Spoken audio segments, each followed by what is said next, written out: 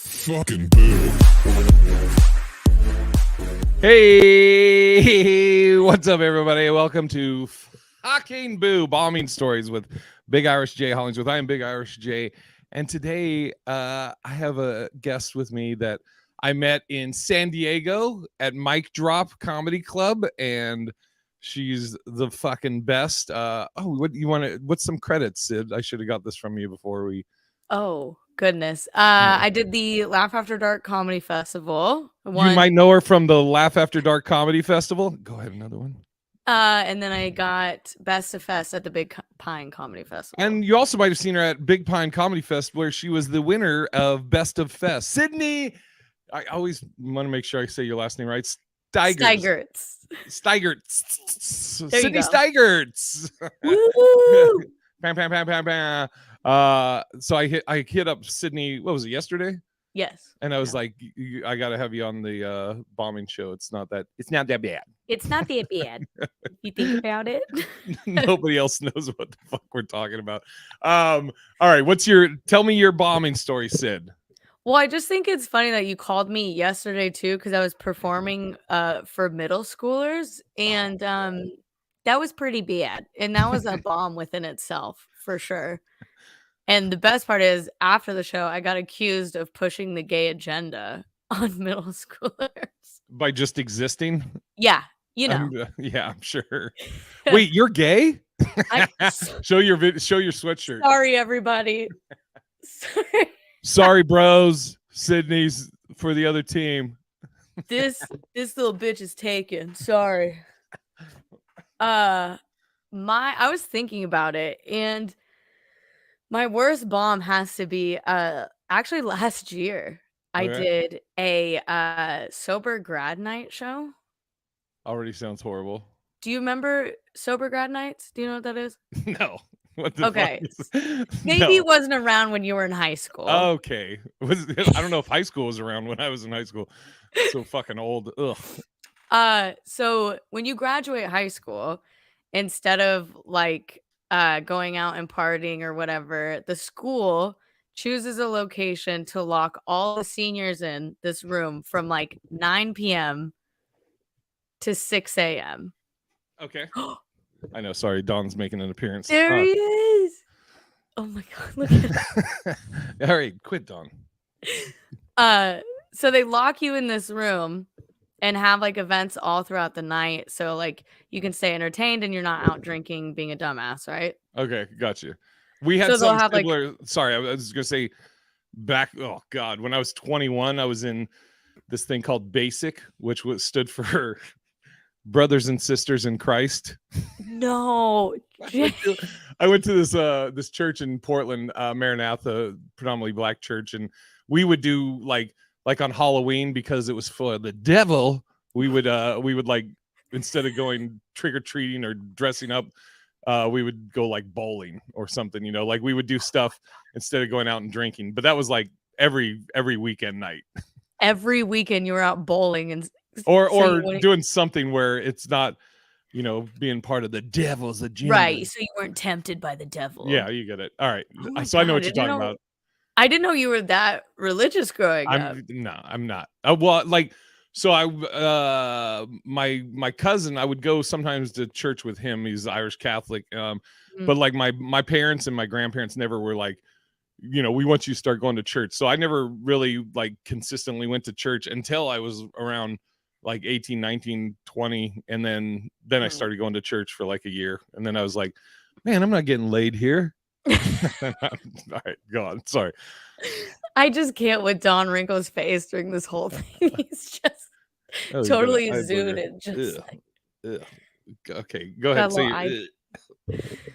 So I did this. It was also in Northern California in Mendocino County, in this super like just random bumfuck town called Ukiah.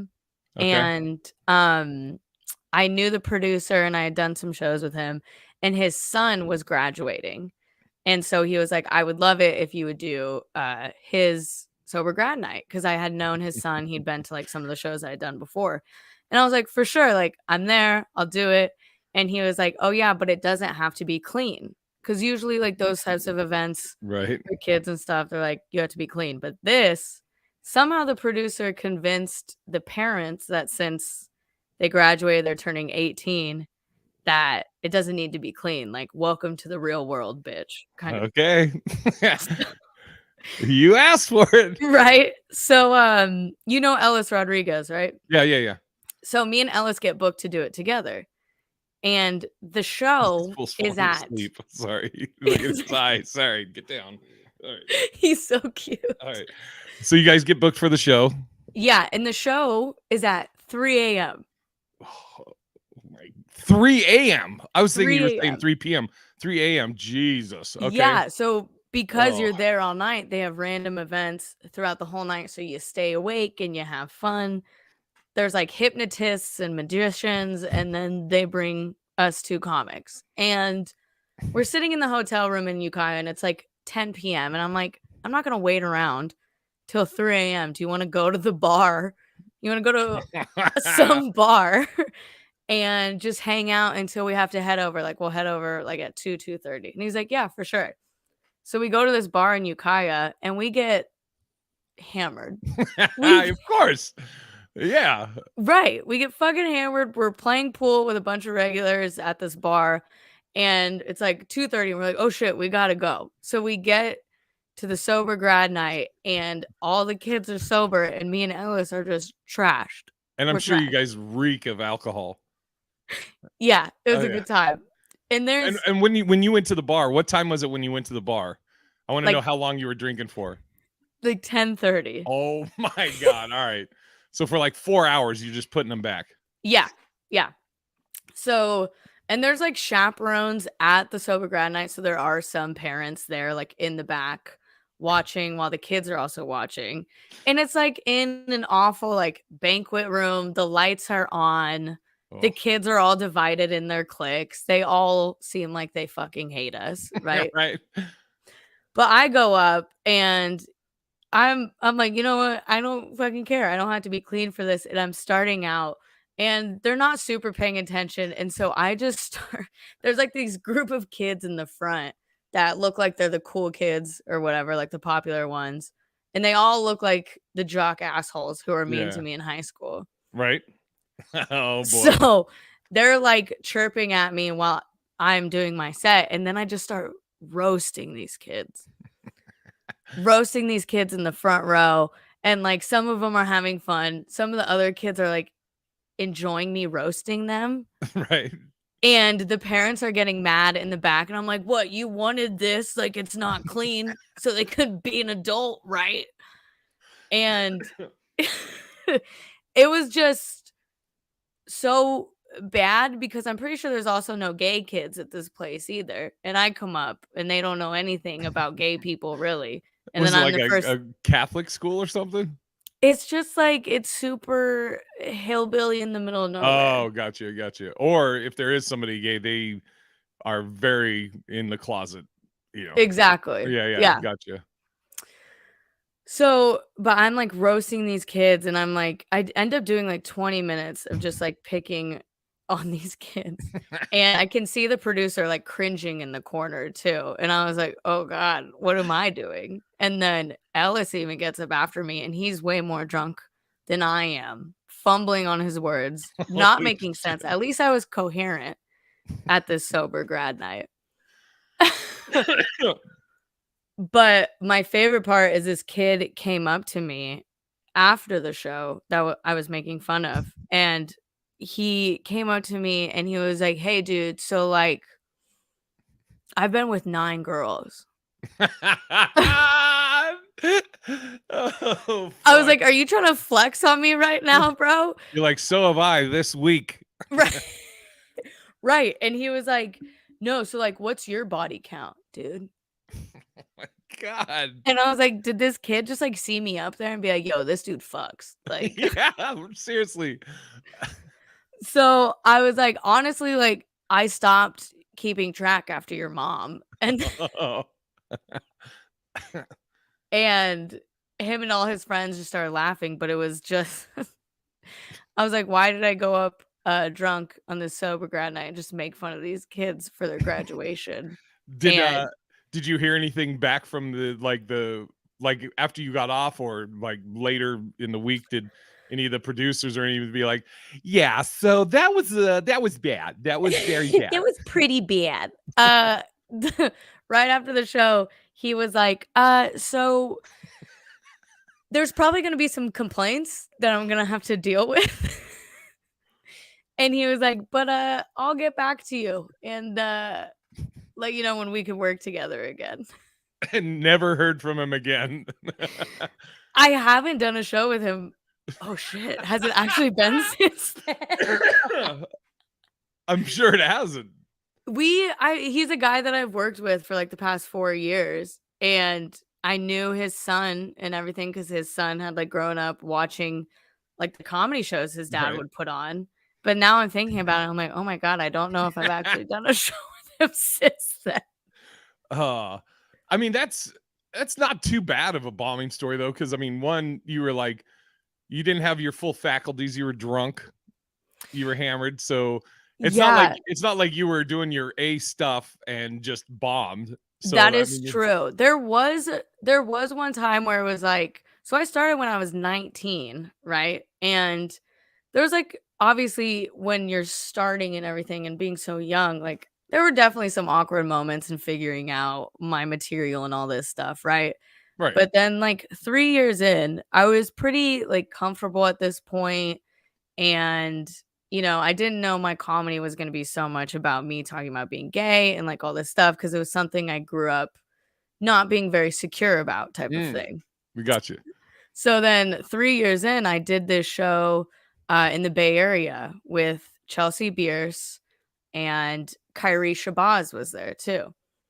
And I'm doing this show, and material that I have, done all the time. Always and works. I'm like, even if you're not gay, my material is basically like, even if you're straight, you can join in and it'll be funny, type of thing. Well, you're right? like, sorry to interrupt you. I was just gonna say, like, you're so likable on stage, and two, even like what you were saying with those guys at the high school thing, like bros love you. Yeah. Because you're like, you're like blunt, and you just say it as it is, Right. Like one of my favorite compliments I think I've gotten is, I used to be homophobic, but you were pretty funny. And I was like, thank you so much. That's so sweet, really. But I did this show, and I'm like talking, just doing my normal set, and no one's laughing. I'm bombing, and these people just look like they fucking hate me. And it's the Bay Area. So I was like, they must be cool with gay shit, right? But they're all like 60 years old. They all look like they want to murder me. and I'm like, oh, like, do you guys like not like the gay shit? And they were like, oh, we do. Or they said, they're like, well, this isn't Sacramento. Because I said I was from Sacramento and like all this stuff. And they're like, well, you're not in Sacramento right now. And I was like, oh, bitch, I thought we were in California though, still. And they just totally, they were like yelling some, like making like homophobic remarks at me while I'm doing my material. Holy and I'm like, shit. And I was like, okay. And then, but my next switch up instead was to do cop jokes about my brother. I had something like what you're saying with the Sacramento and San Fran thing. Yeah. I had something like that happen. I was doing the Woo Ha Ha in Worcester, Mass. And I was like, and it was some fucking drunk old broad from Worcester, but like, it wasn't even like I was like, oh, I'm here in Boston, or I didn't say anything like that. I think I might have mentioned, I was like, yeah, I started comedy in Boston, and I told a couple of Boston stories. And at the end of this show, this fucking old lady with her fucking crooked finger, she goes, you're not in Boston, you're in fucking Worcester. I was like, yeah, I know, but my stories are from Boston, so that's what you get. Right. It's like fucking That Boston accent was perfect. yeah, God, I'm like, shut the fuck up. Shut Oh, the fuck up. yeah. I always love those just bitter old Oh people yeah, that are just, "What are you doing here? yeah. What are you doing?" So you start doing your brother's a cop jokes. Yeah, and that just goes even worse, you know? And, I end up bailing because 'cause I'm like, "Well, there's Kyrie Shabazz is coming after me, and he's a killer," and I'm like, "Well, I'm just kind of fucking this up for everyone at this point." So So you were middling, yes. and did the host do great too? The host was Chelsea, and she's from there, so it was a lot of that was the worst part too, is a lot of people she knew, and a lot of, like, people she grew up with and she knew in the community, and she did well, like, they knew her, and then I came up, Yeah. and they were just like, No, "Absolutely not." no, the reason I was asking is because I just did this an episode of Boo talking about a bombing I just had. Like it's one of the biggest bombs I've ever had in my life, Really? and it was just like 2 months ago in San Diego, and I was doing it was a dating show, like it was dating themed, so I was like it was Oh, all, okay. and I opened with a not a very fun story. I said at the beginning, I go, usually comics, we want to get you on our side and Right. tell some likable stuff until we get to more maybe edgy. I go, I'm going to go the opposite, and it did not go good. And everybody on that show, because I was closing it out, literally everybody crushed before me. So it wasn't the audience, it was just me It was you. taking a fucking L. Just I ate a fucking hot one. Because you went, like, worse like, you went I worse started first? with like Yeah. I basically I told this, it was a dating show, and I was telling a story about that like years ago. I was saying, if you ever want to break up with someone Yeah. or and not feel bad about it, so to speak, it was we called, me and my buddies, we called it the Hail Mary. This is awful. I always have to say this is fucking horrible. Also, the audience was like, I'd say 90% girls that are like 21 to 25, not Perfect. my demographic necessarily. And so the Hail Mary, what it is again, this is back in the day, where you didn't have so much access to people like with social media and stuff, like literally like 20 plus years ago. But so let's say whatever your reason may be, you don't want to be with this person. So Yeah. what you do is, for 3 days you have to ignore everything from them: texts, phone calls, everything. Hold on. You're already, this is how I opened. And at the end of 3 days, and I say what's going to happen over those 3 days, this isn't even a joke. When I was telling them, I go, this isn't like a joke I have It's just worked out. This is reality. just, yeah, Yeah. this is just, this is dating themed, and this is but I kept saying, this is fucked up, I'm telling you up front. So I go, over those 3 days, what's going to happen is the texts are going to go from like, hey honey, then it's going to be like, hey, is everything okay? And then it's like, really you're ignoring me? Then it's like, fuck you, you piece of shit, I'm way too good for you. And then it's Yep. going to come back around to like, are you alive, what's up? So then after 3 days, you text the person and you say, hey, my phone was lost or broken or stolen, I just got a replacement, and all of your texts just came in. You're fucking crazy, don't ever talk to me again. And then that person will start apologizing. Oh my god, I didn't know, I'm so Yeah. blah. And then the best part, and this is really where they were like, oh, I go, the best part is, now when anybody asks that girl or guy, well, what happened with you two, she'll be like, oh, I overreacted, everything. So you're still the good guy. You're still the good guy. It's so fucked up. Honestly, though, that's, like, it's pretty brilliant, though. I know, Like, but they definitely did not like it. definitely gaslight, gatekeep, girl boss move, but I respect it, and definitely especially San Diego 20-year-old girls, they're like, "That just happened to me last week, you piece Oh of my. shit." And so that was my opening story, and Dude. there was no getting them back. It was fucking awful. It was and then afterwards, I'm sitting there with all the comics, and like, again, everybody, newer comics, everybody before me Right. crushed. and like Kane Holloway was there, and Josh Nelson, and they're giving it to me, which justifiably they should. And Yeah. then like one of the comics was like, I mean, there was some people in the back. I go, no. I Fuck go, let me you. just sit in it. Fuck. Let me go ahead and give it to me. It's all right. I can handle a bomb.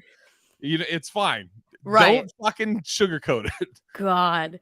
You know what's actually funny is I was in San Diego last week and I actually did have a pretty good fucking bomb. Oh shit. But so I did the show, right? And I was booked to do it for months and I was featuring.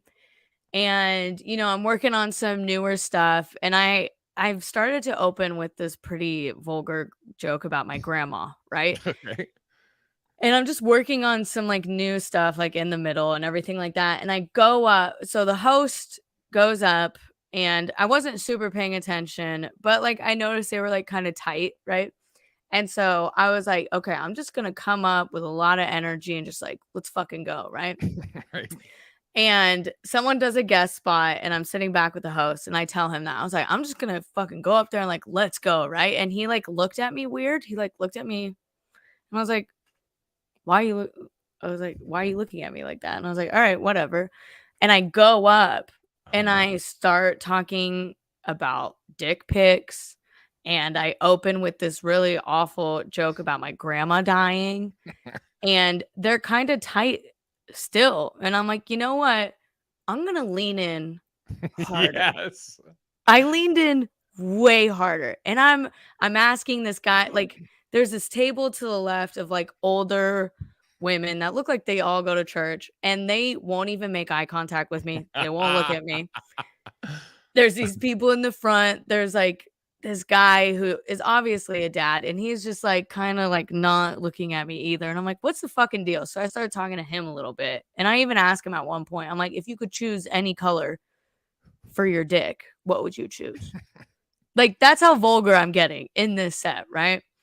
And then I'm just like, all right, I wrap it up. I get off stage. And the host comes back on stage and says, yeah, so when I got booked for this show, they booked me and asked if I could be clean. I guess Sydney didn't get that same memo. Oh my God. Yeah. So apparently doubled down in the middle. Yep. It was a clean show and nobody told me. And instead of reading the room and being like, maybe let me back off a little bit, I'm like, let me go harder. I'm the same way though. Like if there's a joke I have that I really don't tell it unless I fucking hate the audience. Yeah. Where it's I just say I go, I don't have any kids right now and I don't know if I want kids or not, but if I do, I need to hurry up because I have like old cum. and then I keep saying old cum over. I go, like I just keep saying cum so much. It's so bad. I go like my young cum was great. It had a 6-pack. It could run a 7-minute mile, but my old cum has like a bad knee and IBS, you know. I was like, it has to like rock itself out of my dick like an old person, you know. Makes that old person noise when it comes out. It just goes, but it literally, I only tell that if I fucking hate an audience. Right. Yeah. And it was funny. I was doing a show with Kane and he, as I was on stage, he leaned over and was telling somebody, he goes, I don't think he likes him. He goes, if he goes into his old cum bit, he hates him. And like literally on cue, I went into it right then. Yep. And that's like, that's how I am though. I'm like, oh, you know what? Honestly, at this point, fuck it. You seem like you hate me. So I'm just going to do the shit I want to do. And I'm just going to go in, you know? But now, I just felt like, oh. What would you I got off and I look at that one. I was gonna say, what would you have done differently? But I mean, you didn't know. They didn't. That's on them for not fucking telling you on that. And then okay, we'll say what were you gonna say? It's funny when it's like an unexpected bomb. Like, of course I bombed that show. You know, because it was a whole church crowd and I didn't know the circumstances, but I just thought it was pretty fucking hilarious that it was like, all right, I'm going to come out here And of course, one of the credits they gave for me was like, oh, she's headlining her own show here next week or next month. And I'm like, fuck yeah, I'm going to get some people to come out. And Yeah, then they're so if like, you guys want tickets. they're like, yeah, we're never going to see this bitch again. Now with the we'll go to the high school one. What did you learn from that, and what would you have done differently? And don't do a show at 3 a.m. first of all. Don't get, I don't think there was wrong with getting like drunk for the sober grad night show, but maybe make sure it's worth it. You know what I mean? Because it maybe don't let your trauma get in the way and then just make fun of 18-year-old kids before they even get out in the world. Maybe don't do that. Yeah, you're just seeing all the bullies from high school in your head. Right. I'm like getting flashbacks. I'm Yeah. like, maybe go to therapy, bitch, and work your shit out before you ruin these kids' lives. Totally. Now, for anybody who wants to like follow you or come see you do a not clean show, Yes. what's your social media and what dates you have coming up? This will come out tomorrow. So it's at Sid Stig, SYDSTIG on Instagram, TikTok, Facebook, YouTube, all that stuff. I'm actually in the middle of planning a tour right now. So I will be coming to DC and Philadelphia in June. Same with San Diego and Arizona, and Seattle, and Portland in August, and New York and Boston soon as well. So where are you at in Boston? Well, I haven't confirmed those dates yet, but I was actually going to ask you about it. But, okay, we'll talk about. We're just waiting to confirm those dates. But SydneyStigerts.com. I post all my stuff on TikTok and Instagram as well. Yeah, follow her, go see her. She's the best. I love you. And until next time, you'll like this fucking outro. You ready? Oh my god! Bombs away! Bomb voyage!